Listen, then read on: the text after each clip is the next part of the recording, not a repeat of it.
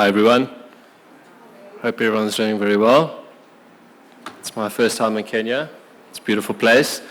It's an honor to speak with you here today. Let me just go on to the next slide. There we go. So today we'll be bridging the gap, how facilities and property management roles are evolving. What we did at MRI, well, first of all, just the background to myself. I started my career at Capitec Bank in their properties division back in 2016 when their market cap was significantly lower than it is today. From there, I moved into the property asset management space.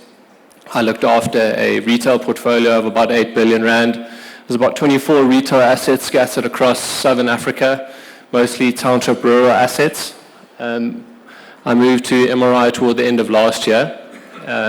My role is very much sort of in the property and facility management space with sort of the technology aspect to it as well. So what we did was at MRI, we did a survey. We had 700 respondents, and these are active property professionals that are within MRI's database. So these weren't respondents that came from, posting a survey online, for instance. So these are active property professionals. So let's get into it.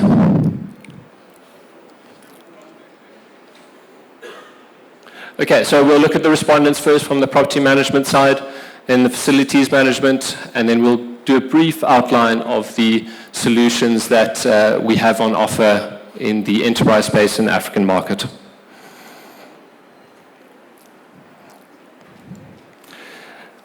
Okay, so I think the common thread with the voice of the property manager is commitment and resilience.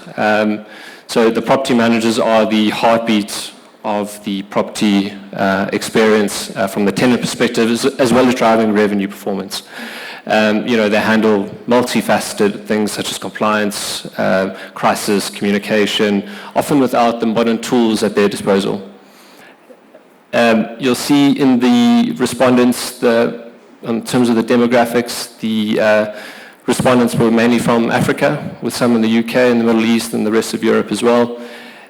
So the general trend of the report is that South African property managers are under severe strain, but also deeply motivated and are optimistic about the future. So just for reference, I will be posting a QR code for you to download the report as well, so don't worry about all the detail on the slides.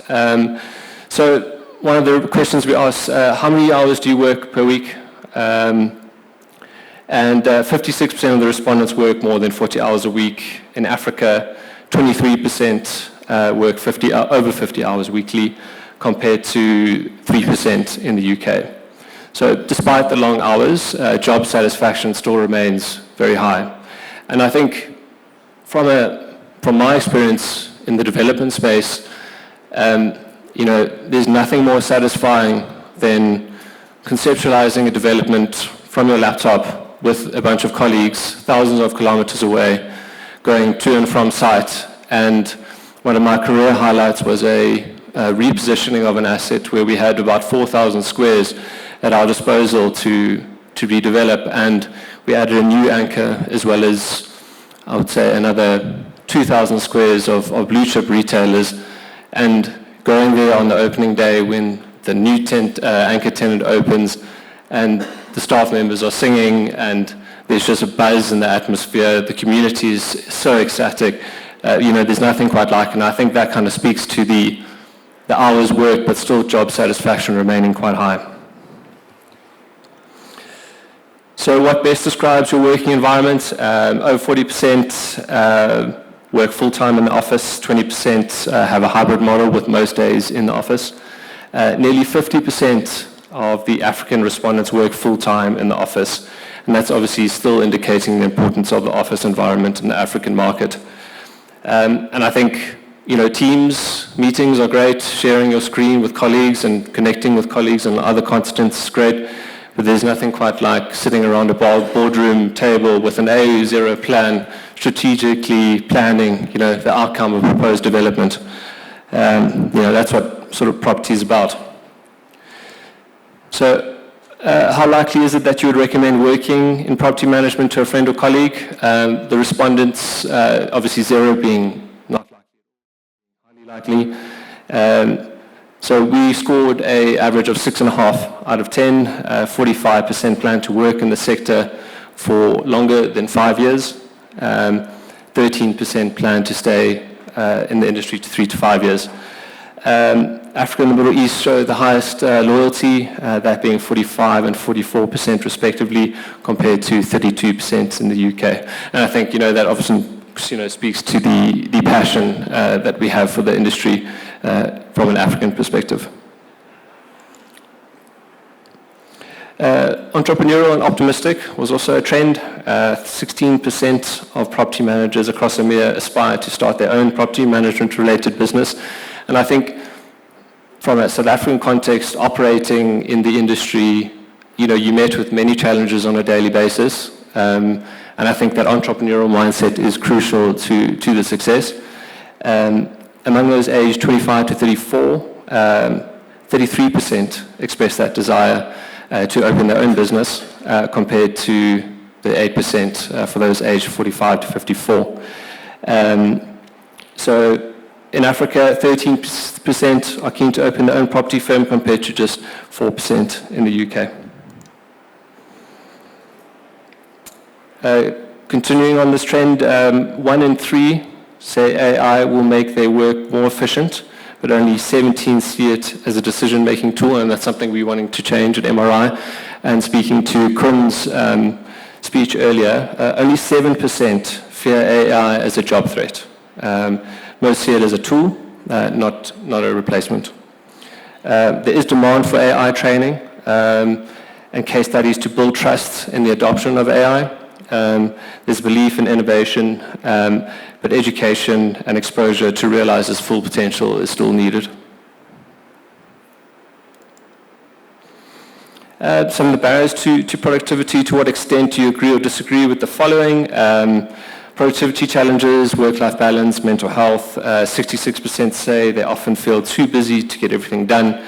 This jumps to 72% in South Africa, and I can truly attest to that from my experience. 33% report that their workload has a negative impact on their mental health, while 69% believe technology can reduce that stress, but 38% feel their current systems are not effective.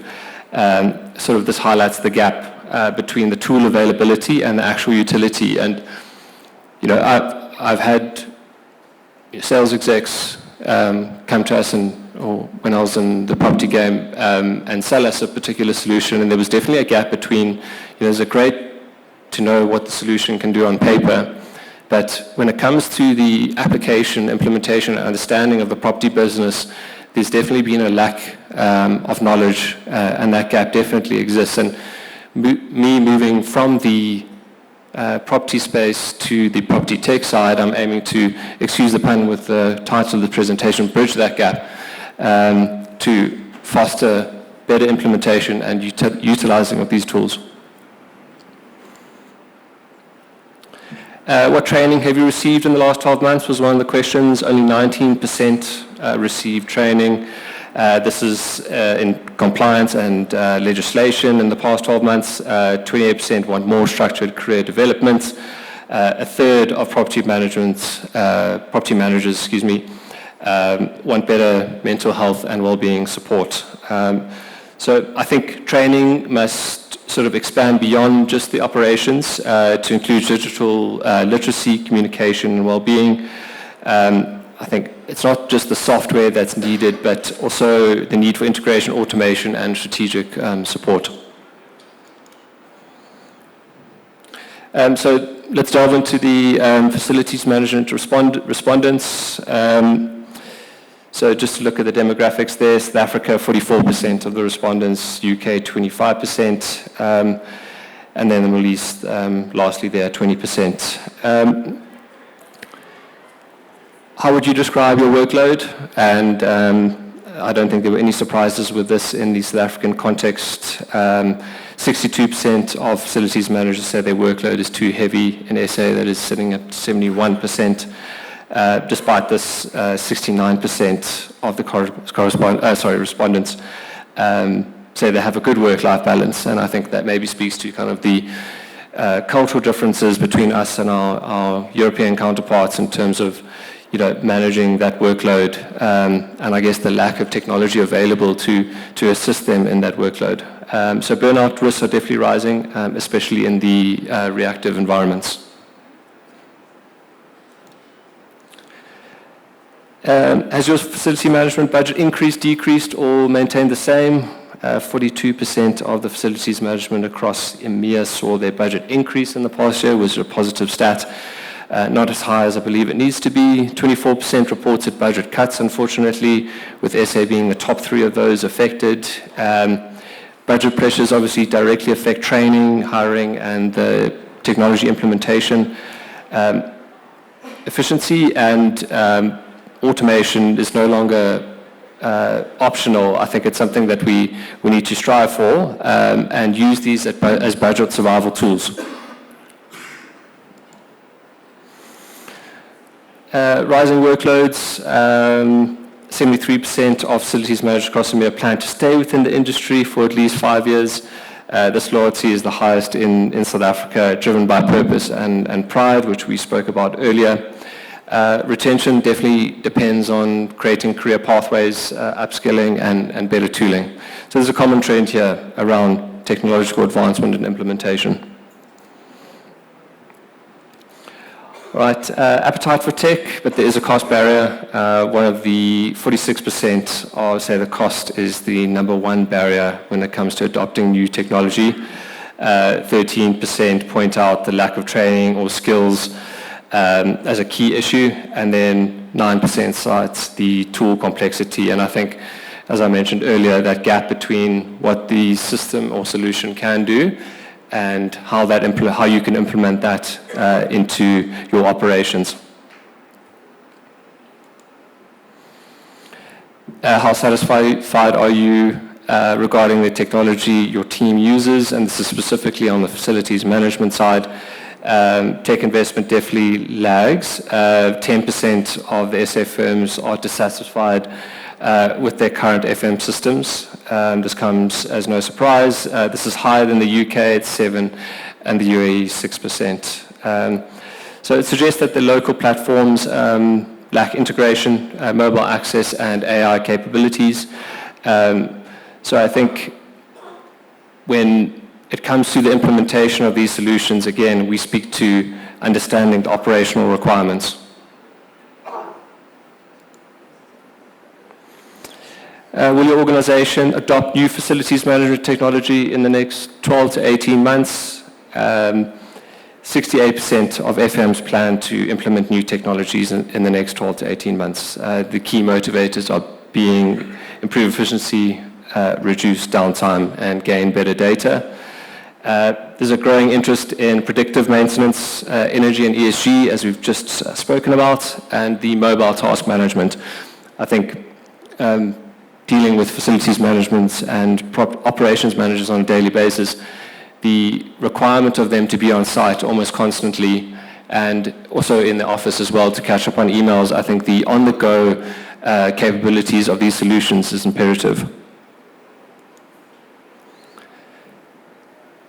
All right, this was an interesting stat. It shows the interest in AI technology. 45% say they would switch systems if AI capabilities were made available. 22% say that AI has no relevance, but this number is definitely shrinking. AI is becoming a benchmark for innovation, especially in asset-heavy portfolios and managing the scaling of those portfolios. There is momentum, but this needs to be supported by the right solutions, and that is why MRI is here today. Just going more into the people side, just on the mental health aspects that came from the report, 30% report mild mental health impacts, 18% moderate. Mental health issues remained under-addressed, especially on the front lines for the facilities management.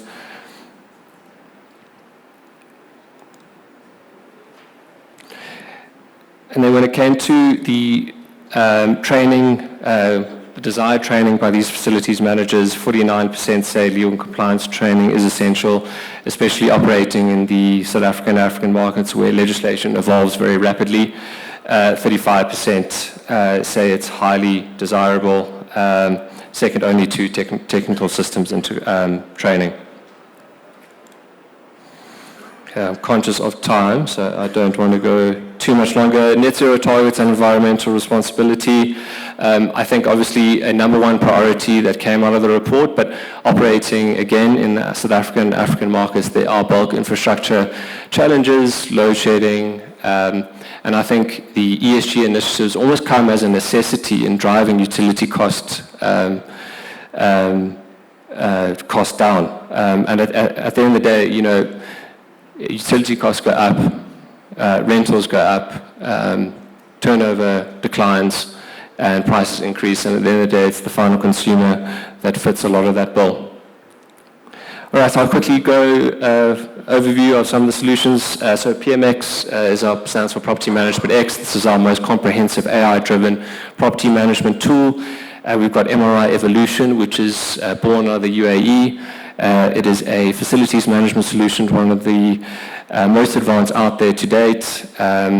MRI Contract Intelligence. This uses OCR technology to scan the lease agreements that you have. It turns that into machine-readable text, and you can look at various clauses, you know, whether you need exposure to, you know, capital replacements of certain aspects within your buildings, force majeure clauses, complex utility recovery clauses, etc.